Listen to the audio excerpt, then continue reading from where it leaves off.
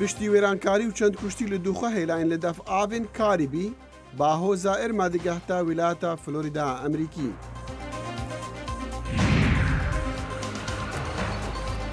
کاربدەستên Herêma Kurdistanê tirsaxwe diyar dikin li hember leşkerkêşiya hikûmeta Iraqê li nêzî Kerkûkê bi navê rizgarkirina hewîca ji Daeş.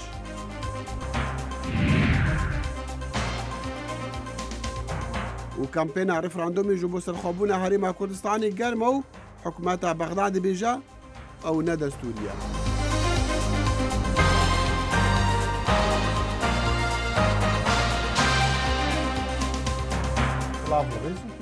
دەمەک خۆش. لای منیشەوە سڵاو بە هیوای کاتێکی خۆش لەگەڵ بەرنامەی کورد کۆنەکشن کە هەموو ڕۆژانێکی هەینی و سێشەمان لە بەشی کوردی دەنگی ئەمریکاوە ئامادە و پێشکەش دەکرێت. نێوەندی نیشتیمانی بۆ زریان دەڵێت زریانی ئێرما بە پلەیەکی زۆر مەترسیدار پلەی 4 بە باشووری ڕۆژهەڵاتی بەهامەدا دەڕوات. ئێرما لە پلەی 5ەوە دابەزی بۆ 4 لەسەر لە بەیانی ئەمڕۆهەینی، بەڵام هەر بەم شێوەیە دەمێنێتەوە هەتا ڕۆژێکی تر یان دوان و ویلایەتی فلۆریداش لە خۆ ئامادەکردندایە بۆ ڕوبەڕووبوونەوەی ئەم زریانە بەهێزە. نزیکەی هەموو باڵەخانەکانی دوورگەی بەربوودە لە کاریبی زیانی پێگەیشتووە لە کاتێکدا ڕۆژی چوارشەمە کڕۆکی زریانەکە بەوێدا تێپەڕی. نزیکەی 1 ملیۆن کەس لە پۆرتۆریکۆ بە بێکارەبا ماونەتەوە، هەرچەندە ئەو دوورگەیە شوێنی سەرەکی زریانەکەش نەبوو. ئەگەر ناوەندی زریانەکە بە فلۆریدادا تێپەڕێت ڕەنگە زیانێکی زۆری لێ بکەوێتەوە. لە ئێستادا زریانەکە زۆر بەهێزە و لەسەر ئاستی جیهانی ژمارەی پێوانەیی تۆمار کردووە. تەنانەت لە زریانەکانی پەسفیکیش بەهێزترە. بۆ 37 کاتژمێرە خێرایی ئەرما 185 میلە لە کاتژمێرێکدا. تەنانەت لە زریانی هایەنیش بەهێزترە، ئەوەی چەند ساڵێک لەمەوبەر نزیکەی 6,000 کەسی لە فلیپین کوشت. جا بەڕاستی ئەم زریانە ترسناکە. هۆتێلی مارالاگۆ و چەند مڵکی تری سەرۆک ترامپ لە فلۆریدا لەسەر ڕێگای ئێرمایە. ڕۆژی پێنجشەمە بە پامنێرانی ڕاگەیاند فلۆریدا بە باشترین شێوە ئامادەیە. حکوومەتکارێکی سەخت دەکات. دەستگای فیدرالی بۆ بەهاناچوونی خێرا، پاسەوانانی سنوور و هەموو خەڵکەکانمان زۆر بەباشی ئامادەن، زۆر بە خێرایی دەزانین چۆن دەبێت، ئێمە بەباشی دەزانین لەکوێ دەدات. هیوادارم هەواڵی خۆشمان پێ بگات چاوەڕوانی ئەوە دەکەین. پارێزگاری فلۆریدا ڕێکسکات داوای کردووە دانیشتوانی کەنارەکانی فلۆریدا و باشووری ڕۆژهەڵات ناوچەکە چۆڵ بکەن. ئەمە شتێکی مەترسیدارە، نابێت بەکەم سەیری بکەین. مەترسی بۆ سەرژیانمان هەیە. ئەمە لەو جۆرە زریانانە نییە دانیشیت و چاوەڕێ بکەیت و تێپەڕێت. شەقامەکانی فلۆریدا قەرەباڵغ بوون لە کاتێکدا خەڵکی لە ناوچەکان دەردەچن و قەرەباڵغێکی زۆر هەیە لە بازاڕەکان و بەنزینخانەکانیشدا. هاوکات خاچی سووری ئەمریکایی هێشتا خۆبەخشەکانی لە تێکساسن بۆ هاوکاریکردنی قوربانیانی زریانی هاروی و لە ئێستادا خۆ ئامادە دەکەن بۆ ئێرما. ئێمە هەوڵیش دەدەین ڕاهێنان بە خۆبەخشی نوێ بکەین کە چاوەڕوان دەکەن بۆ 2 هەفتە بڕۆن. جا هەر کە زانیمان ئێمە پارێزراو دەبین، ئەوان ڕەوانەی ئەو ناوچانە دەکەین لە کەناری ڕۆژهەڵات. داوا لە دانیشتوانی ناوچە کەناریەکانی جۆرجیا و کارۆلاینای باشووریش کراوە کە لەسەر لەبەیانی ڕۆژی شەمەوە دەربچن. کاربەرستان لە ویلایەتەکانی هەموو سەرکەنارەکانی باشووری ڕۆژهەڵاتی ئەمریکا چاودێری ئەم زریانە دەکەن و ڕەنگە فەرمانی چۆڵکردنی ناوچەی زیاتریش بدەن. و فەرماندارێ ئۆستانی چێپەسیە مەکسیکوی دەبێژە ئەرتەژەکە بەهێزە 8.1 ئیرۆ لەگەر ئاڤین باشووری مەکسیکۆدا و 15 کەس کوشتینە. ئەرتەژە کویە هەری بەهێز بوو ماڵ لێ چێپەس وێرانکردن و ترس لە دەڤەرên دوورên ئۆستانی پەیدا کرد لە دەمێک و ئاڤاهی هەژاندین و بووە سەدەمی ڕاگەهاندنا هۆشداریە سونامی. ئەو ئەرتەهەژ هەند بەهێز بوو ترس دناف خەڵکێدا لە باژارێ مەکسیکۆی پایتەخت بەڵاف کرد و بە دووریە 1000 کیلۆمترانە ji navendê ارتêjê de mamalên wan pitir ji deqîqeyekê hejandîn. نەتەوە یەکگرتوەکان ڕۆژی هەینی ڕایگەیاندووە ماوەی 2 هەفتەی ڕابردووە 270,000 موسڵمانی ڕۆهینجیا بەهۆی توندوتیژەکانی میانمار هەڵاتون بۆ ناو بەنگلادێش. نوێنەرێکی باڵای نەتەوە یەکگرتوەکان بە ئاژانسی دەنگوباسی فەڕەنسی ڕاگەیاندووە کە زیاتر لە 1000 کەسیش لەو توندوتیژانەدا کوژراون کە زۆربەیان ڕۆهینجیان و ئەمەش زیاتر لە 2 هێندی ئەو ئامارەیە کە حکوومەت ڕایگەیاندووە. هاوکات نەتەوە یەکگرتوەکان داوای لە ڕێبەری میانمار ئاون سان سوچی دەکات کە بێتە دەنگ. گەوادەران لە هەرێمی ڕاخیانی میانمار دەڵێن تەواوی گوندەکان سووتێنراون لەو کاتەوەی چەکدارە ڕۆهینجەکان چەند هێرشێکی ڕێکخراویان لە 25 مانگی هەشت ئەنجامدا. ئەمەش بوو بەهۆی سەرکوتکردنێکی لەشکری لەوێ. و کوڕێ مەزنی سەرۆکی ئەمریکی دۆناڵد ترامپ گوتە دەستەیەکە سیناتۆرên ئەمریکی ئەو bi parêzereka Rûsî re civiya bû li demê kampêna hilbijartinên serokatî li 2016 ji bo wergirtina zanyariyan li ser şiyanên namzeta demokratan Hillary Clinton. دەستەیە لێکۆلینە کۆنگرسی ئەمریکا بوو دەمێ چەند دەمژمێران پرسیار ji kurê serokê ئەمریکا دۆناڵد ترامپ جونیەر لەسەر دەستێوەردانا رووسیا دە هەڵبژارتنên serokatiya ئەمریکادا kirin. Li roja pêşembe pisyar ji kurê serokê hate kirin derbarەی kombûna wî digel parêzerekê ser bi Kremlin ve ku guman hebû ew ê zanyarî li ser Hillary Clinton ya demokrat wê pêşkêşî Trump Junior biket. Rojnama New York Times ragihan kurê serokî gote lêkolerên kongresî ew î kombûna meha şeşî sala 2016 rêxiste bû ji ber ku wî bawerî dikir parêzerê zanyarî li ser kesayetiya Clinton û hejîbûna wê bû serokatiya Amerîka heye. Endamekî desteya lêkolînê dibêjit karê wan digel Donald Trump Junior kurê serokî bi dawî nehatiye. Eger ew hez biket ku nexwazît bi aşkîra şahediya xwe bidet, ez dê daxwazê jê bikim. Divê ew amade bit divê civîn aşkira bin. Xelkî ew maf heye helsengandina bersivên wî bikin ka çend cihê baweriyê dane. Her wesa kurê mezinê serok Donald Trump gote desteya lêkoleran kombûna wî digel parêzerê çi encam bixwe negirtîne û peywendî bi Rûsya nekiriye derbarê helbijartinên serokatiye ewa babewî têda serkeftin înay. Lê serok Trump bi têkirayî destêwerdana Rûsya di helbijartinan da red diket. Serkeftina me ne ji ber Rûsya bû, serkeftina me ji ber dengê we bû. Ew dixwazin wel ser rêberatiya we bixapînin, bê durustkirina serhatiyeke nerast û ev zêdegaviyeke bi ser destûra welat de. Komarî û demokrat di Kongresê Amerîka da her ji piştî serkeftina serok Donald Trump di helbijartinan da dixwazin rastiya destêwerdana Rûsya aşkira bikin ku bawerî heye kirdara Rûsya zêdegaviye bi ser parastin û ewlehiya Amerîka. Herçend de heta niha civîn li pişt dergehên daxistî dê nekirin lê bawerî heye ev lêkolîne bi aşkirayî bête kirin û mafê xelkê Amerîka haydarî vê pirsê bibet. Divê ew piştî sûndxwarinê bête ber komîta dadweriyê. Ewî îro zor pirsiyar înane pêş û zor pirsiyarên dî hene divê bersivê bidet. Cavarê dêtekirin çendên roniştin û lêkolînên cuda bênekirin û ji wana li ser encamên lêkolîna Robert Mueller ew ê ji aliyê kongresî ve wekû lêkolerekî taybet li ser vê pirsê hatî destnîşan kirin. Gobandorê li ser serokatiya Donald Trump her ji destpêka destbikarbûna wî diket. Xalid Fettah, Dengê Amerîka. û serokê Tirkiye Recep Tayyip Erdogan def avêt Amerîka ji ber temanbarkirina wezîrê aborî yê beriyê Tirkiye bi tawana alîkariya xwedizîna Îranê ji dûrgirtinên Amerîkî û got ew tevgereka siyasiya li dijî Tirkiyê berî seredana Kazaxistanê bike. Erdogan gote rojnamevana bêhna pîs ji vê pêngavê li dijî komara Tirkiye tê temanbarkirina Zafir Çaglayan bi çarçoveyê lêkolîna dabû li dora bazirganiya ku alîkariya Îranê kirî xwe ji cizayan vedize. Ew girjî di nêvbera Washington û Ankarê de xirabtir kiriye. Zêdebarî vê jî Komîteyeka Civata Sînatorên Amerîkî duh deng da ji bo rêgirtinê lê firotina çekan ji bo hêzên parastina Erdogan ji ber êrişa wan ya meha Gulanê li ser xwepêşandinan li Washington. Serok Erdogan dibêje ev nîşana lawaziya bi rêveberiya Amerîkiye. Hevdem dû Amerîkiyên bi esil Türk dibêjin ew bêgun nehin ji wê tawana êrişê li ser xwepêşandanan li Washington li demê seredana Erdogan ji bo Amerîka. دەسەڵاتدارانی کورد نیگەرانی ئەویان هەیە کە میلیشا شیعەکان بە ناوی شەڕی ڕزگارکردنی حەویجە هێزەکانیان ڕەوانەی نزیکی بیرەنەوتەکانی کەرکووک بکەن. هەرچەندە گوتەبێژی حەشدی شعبی نیکۆلی لەوە دەکات و دەڵێت نەوتی بەسڕە بەشی هەموو عێراق دەکات.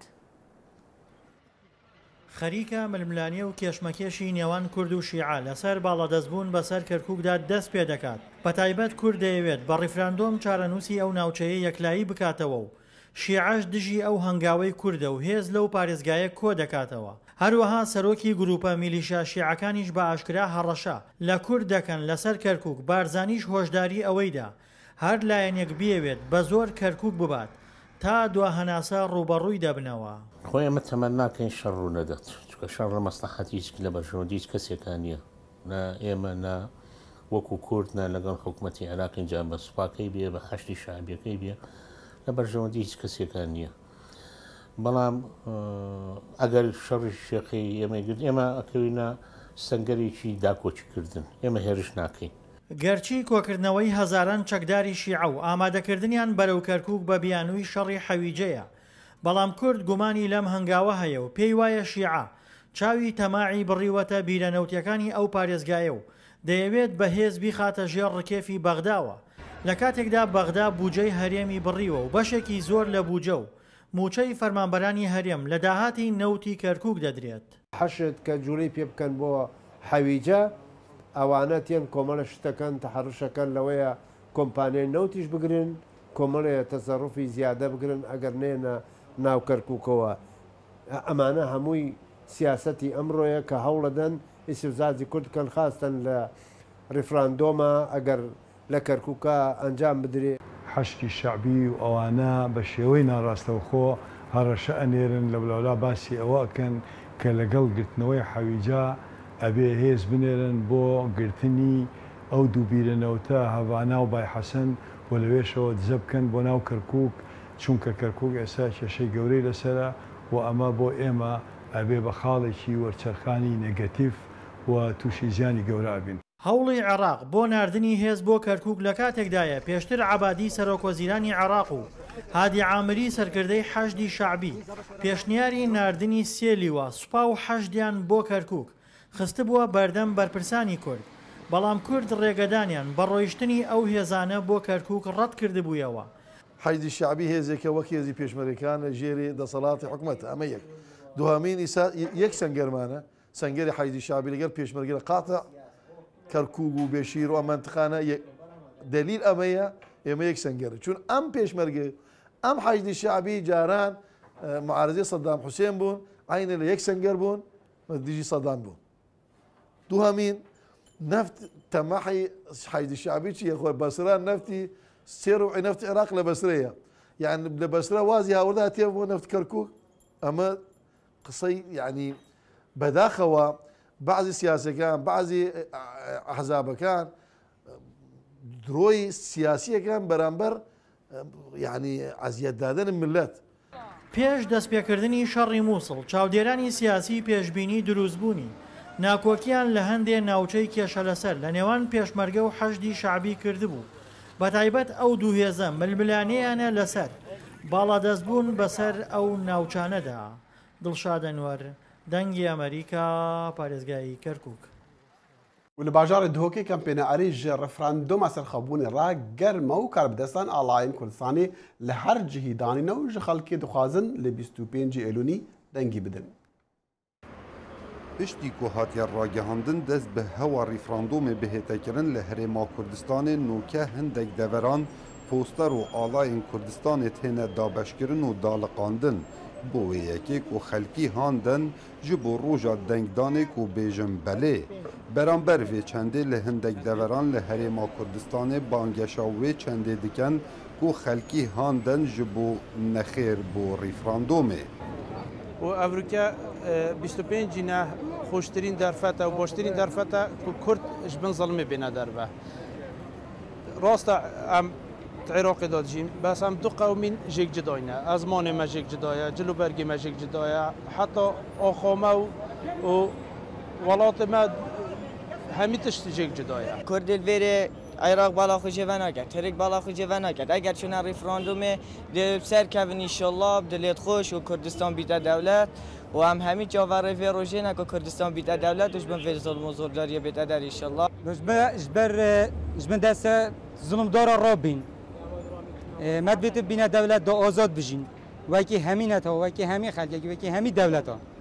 هێرش ڕەشید سەرۆکی ڕێکخراوەمەند بۆ یەکسانی وەساب و دەنگی ئەمریکا دیار کرد ku ئەوان زێدەتر ji 1 milyon پۆستەران çap kirîne û bi awayekê berdewam li ser xelkî têne dabeşkirin. Evrokeyînê bînin grupê me xwebex li nava bazarê balavûka balavdikin û Rûsa Alayê Kurdistanê ser hewlatiya balavdikin bi hindê roja rîferandûmê bi Alayê Kurdistanê bi cûbergê Kurdî em hemî qesta rîferandûmê bikin û bêjin belê bi Kurdistanê û înşallah serkefname roja 25 ne qiyada Kurdî yehte wê qenaetê dewleta Kurdistanê bêta ragihandin û بڕیارێک و 25 مەها ئیساڵ ڕیفراندۆم بهێتە ئەنجامدان و هەندێک هاوڵاتیان هەرێما کوردستانê خوزیارن ku dîf rîfrandûmê da dewleta Kurdî bihête ragihandin. Kawa Emer dengê Amerîka. Duhok. ڕێفراندۆمی هەرێمی کوردستانی عێراق لە زۆر لاوە کاردانەوە هەبووە لەسەری و وڵاتانی دراوسێ عێراق و وڵاتە یەکگرتووەکانی ئەمریکاش خۆشحاڵ نین بە دابەشبوونی عێراق وەک ئاماژەیان پێکردووە ترسیان لەوەیە ئەم هەنگاوە ببێتە مای ناسەقامگیری زیاتر. نەگەر بۆ دۆسەی ڕێفراندۆم لە زۆربەی کێشاڵپەسێراوەکانی نێوان هەولێر و بەغدا گەورە کاربەدەستانی عێراق ئەو دەستورەیان کردووەتە پێوانە و بیانوو کە کورد خۆشی بەشدارێکی ڕاستەقینە بووە لە داڕشتنیدا لە پاش ڕوخانی ڕژێمی دیکتاتۆری لە ساڵی 2003دا. أصل الاستفتاء احنا اعتبرناه غير دستوري. هەر لە بنەڕەتەوە ئەم ڕێفراندۆمە کارێکی نادەستوریە و ئەمەش هەڵوێستی حکوومەتی عێراقە. ئەمە هاوبەشیە لە نیشتیماندا لە هەموو جیهاندا هیچ جیابوونەوەیەک ڕوونەداوە بەبێ هەبوونی هاوڕەیەکی نیشتیمانی. کۆماری ئیسلامی ئێران و کۆماری تورکیاش کە خۆیان بە دۆستی دێرینی کورد ناودێر دەکەن هەڵوێستن لە دژایەتیکردنی ڕێفراندۆم. تاران و ئانکەرە دەڵێن ڕێفراندۆم دەبێتە سەرەتایەک بۆ ئاڵۆزی لە ناو عێراقدا و ئاکامەکانیشی کاریگەری نەرێنی دەبێ بەسەر وڵاتەکانیانەوە و جەختیش دەکەنەوە لەوەی نابێت ئەو ڕێفراندۆمە بکرێت. وڵاتە یەکگرتووەکانی ئەمدی کاش دەڵێت پێویستە هەموو سەنگیەکان لەسەر شەڕی دژی داعش بن.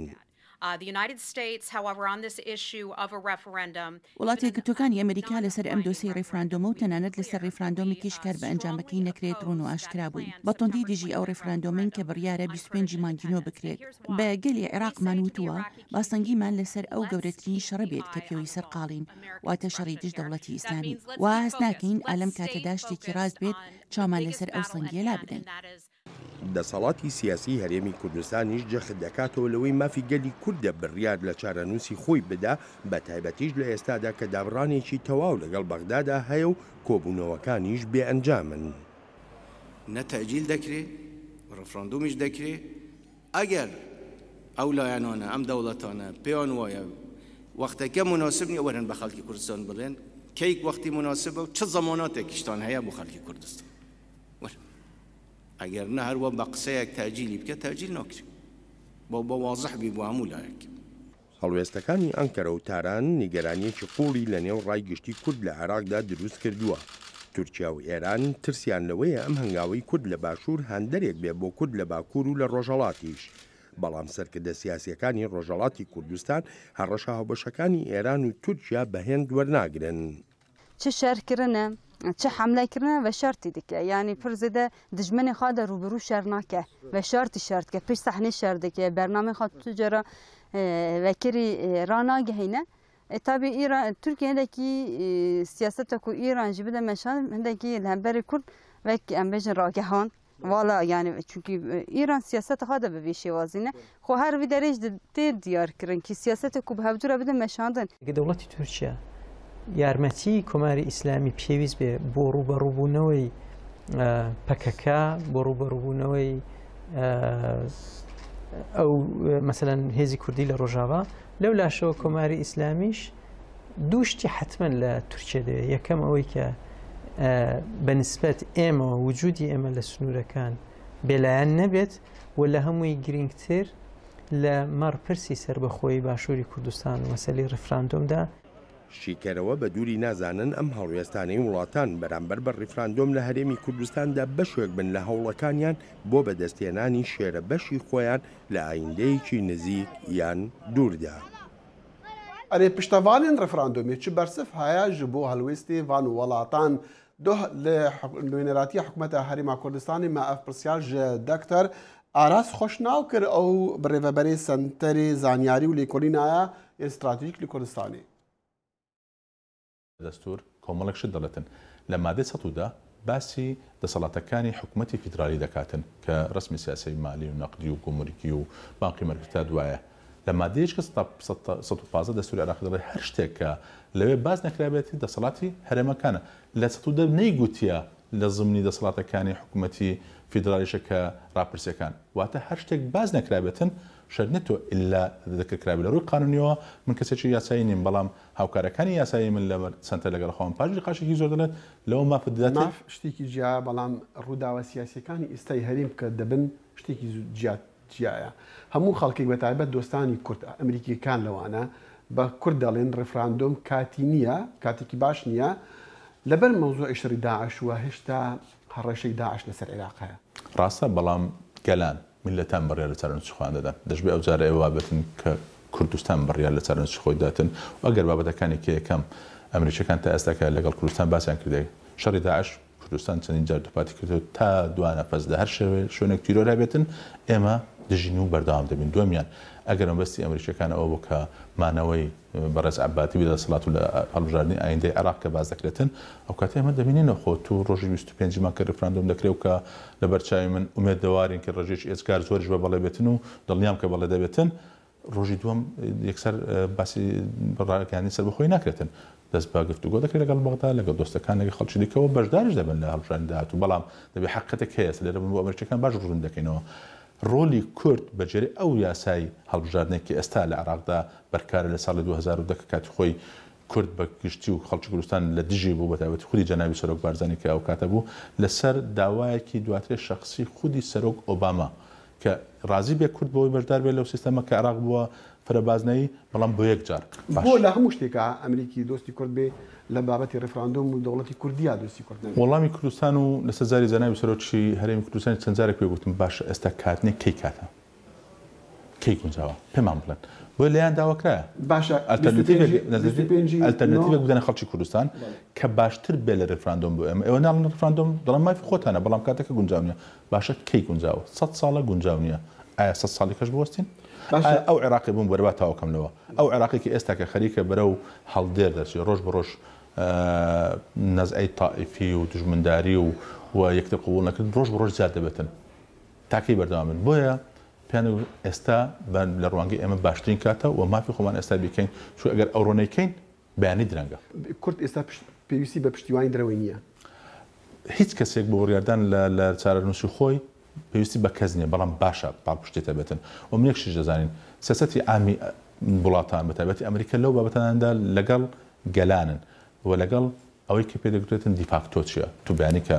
ئامادە بووی ئەو کاتە دەگۆڕێتن ڕفراندۆم کرد خەڵکی کوردستان ئەویان گوت ئەو دواتر دێن چۆن جێبەجێ بکەین چونکە دەبیری نەکەین دەرەنجامی ڕفراندۆم بۆ سەرکردایەتی سیاسی کوردستان ئیلزامە چۆ داواکاری خەڵکی کوردستانە و مولزەمن کە ئەوان جێبەجێ بکەن دکتۆر ئاراس ئەوانەی کە دەڵێن نابوو ڕفراندۆمی ئێستا مناقەشەی ئەوە دەکەن کە کورد ئامادە نەبووە یعنی ڕاستە دەڵێن دەیان ساڵەیە 100 ساڵە ئەبواە کورد دەوڵەتی هەبێ بەڵام دیسانەوە ئێستاش ئامادەکاری نەبووە بۆ ئەم ڕفراندۆمە بە هەموو قەنەعەتی خۆمانەوە دەڵێن ئێستا کاتەکە یەک لە گونجاوترین کاتەکانە بۆ کوردستان ئەگەر کوردستان ئامادەکاریش ئامادەکاری چییە؟ ئامادەکاری تو ئەوەی کە باس دەکەیت ساڵانەیەکی زۆرە کارکرایە کارکردن چخوا هەموو جار دەگوتێتن ئومێدی کۆتایی خەڵکی کوردستان ئەوەیە کە گەیشتنە بە دەوڵەت سەر بەخۆ بەڵام باشترین ئامراز و ڕێگات چیە ڕێگایەکی دیموکراسی بێتن یەک لە ئامرازە دیموکراسیەکانیش ڕفراندۆمە ڕای خەڵکەوە گرت چونکە خەڵک ئەگەر سەرکردایەتی سیاسی کوردستان داوا بکاتن یان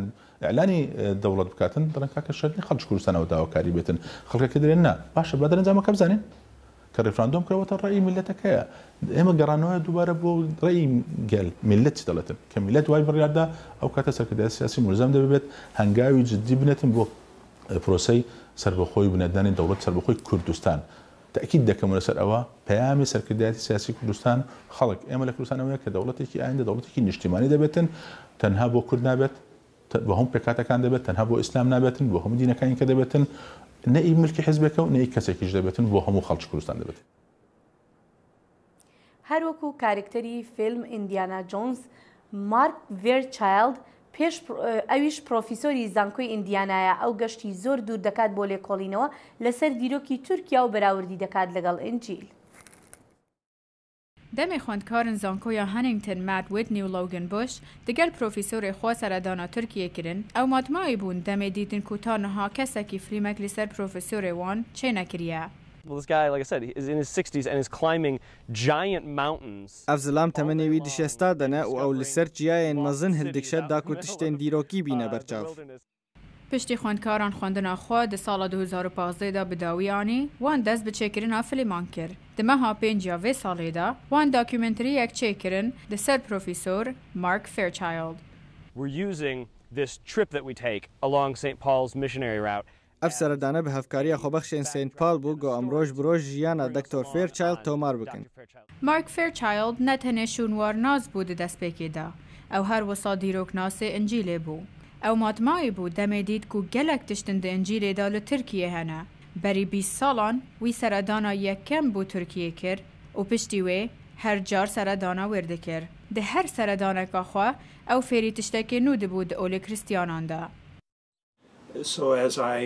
Demê min li ser çiya helkişa min dît ku gelek avahiyên dîrokî yên li ser demê hêlînî hebûn. Dewrûberê min gelek avahiyên dîrokî hebûn. Fairchild seredana zêdetir ji 305 cihên kevin li Tirkiye kir.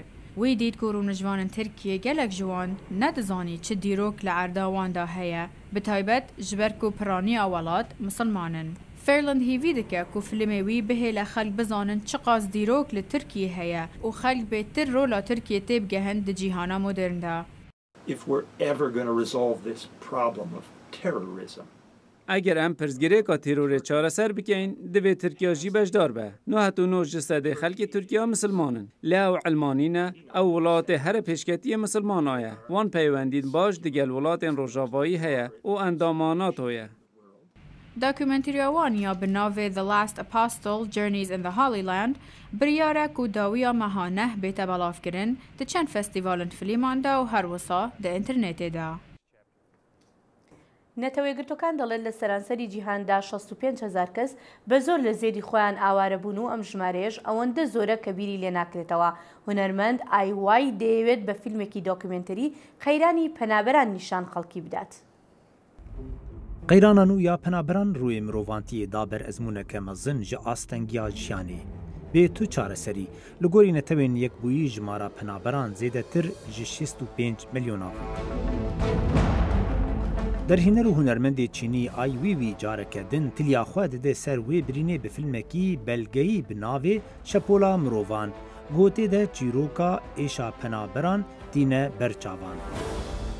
Film dê Festîvala Şêrêzêrîn ya filiman lê Venîsya beşdar bû û kete rêza pêşîn dê pêşberiya xelata zêrîn de. Ji aliyê serbora minî kesayetî zanebûna min gelekî tin nebû di derbarî penaberan de. Lêbelê ji ber guhdana min bi kêşeyên mirvantiyê û ezmûna jiyana minî zor dibin desthelata komünîst li Çînê min berê xwe da vî filmî. Min ew êşa dîtiye dema bavê min hate sorgunkirin ji aliyê hikûmeta Çînê ve bo demek dirêj. Ayê gotemenî wî 6 saliyê yek ji kesayetî û hunermendên navdar e lê cîhanê. Ji ber çalakî û bîr û boçûnên wî yên balkêş di derbarî siyaset û kêşeyê mirovantiyê de. Niha ew li Berlînê dijî tevî malbata xwe. Ji bo filmê xwe li nêzî di sidê kesên penaber di filmê xwe de beşdar kir. Li gorî ayê ragihandin û medya nikare barê vê qeyranê hilgire û avayekî baş bigîne xelkê. Ji ber wê wî biryar da govî filmî çê bike. Ez hezir dikim got nûçe her roj vê rewşê digihîne me lê her wisa jî ew dihêle em jê sar bibin ji ber kêşe mestir dibe. Di dawiyê de tu dest jê berdide ji ber tu nemakar tiştekî bike. Ew tiştekî pir bi êş û tirsîdar e. Ay serdana çend welatan kir ji bo rewşa penaberan jî nêzik ve bişopîne. Kampên penaberên Sûrî li Urdun, Libnan, Iraq, Tirkiye û welatên Ewropî ya dinê jî kesên Efxanî got bi zorê sorgun bibûn. Xema wê tune ye bê ew ji kîjan olê yan nicadê bin ew tev baweriya xwe bi aramiyê tînin bi paşerojeke baştir ji bo zarokên xwe. Ay dizane got filmê wî nikare vê kêşeyê çareser bike. Lê bikêmanî dengê van penaberan digihîne xelkê.